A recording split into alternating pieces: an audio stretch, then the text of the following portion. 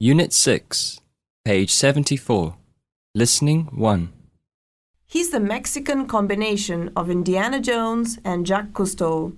Cave diver and explorer Juan Costanera is one of the most talented underwater photographers of submerged archaeological discoveries.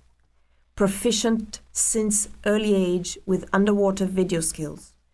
Juan has also gotten jobs with Discovery Channel and Nat Geo. You're about to sail out for 4 weeks.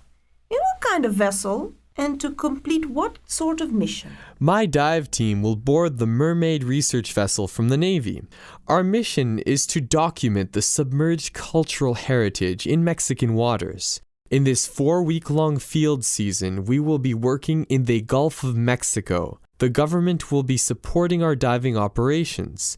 We are prepared to document deep water sites. It will be a very important operation for various reasons. First of all, because it's about the history of people who lost their lives at sea. We want to know when and how. Also, it's the history of the transatlantic navigation.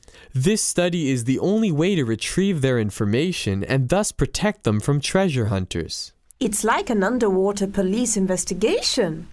How old are the wrecks? And what are you hoping to find? Yes, it is very interesting and fun to do, especially if you like to scuba dive.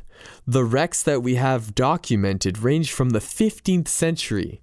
These are the oldest and hardest to find as they are very scarce, but we have also registered sites from the 16th, 17th, 18th, 19th, and 20th century.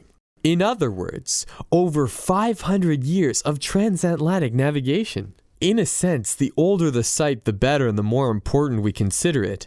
But all sites are important for us and we document them all regardless of the time each have been submerged.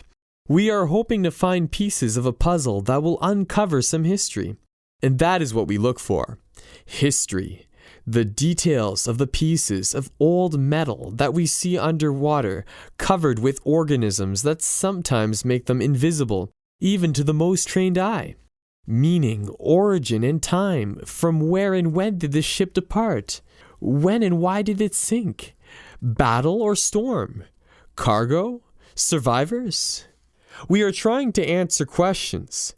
Questions we don't even have until we examine submerged cultural evidence. We don't look for treasures. We study sites that have stories to tell us through their material remains. If artifacts are found, we can get even more information, and later on those artifacts can be appreciated by everyone in museums.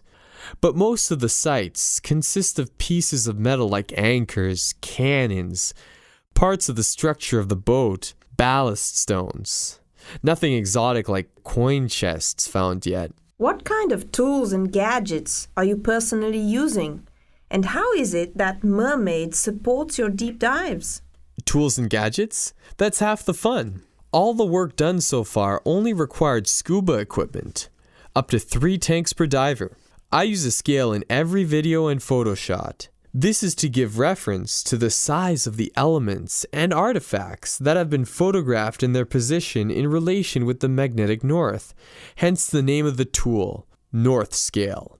I use smaller ones for small elements and hard corals that help us to estimate the age of the elements depending on the size of the coral colony. The cameras I use are a couple of Sony 3 CCD high-def video with wide-angle lens, and for still photography, I like using an 8-megapixel Canon with my favorite fisheye lens and 2 strobes. Sometimes when it's shallow, I use sunlight and don't mount the strobes to the still camera. I also use a compass to indicate the north and align the scale for each photo. I use my knife as a multi-purpose tool, a life signal device, a line reel, and I heavily rely on dive computers as well.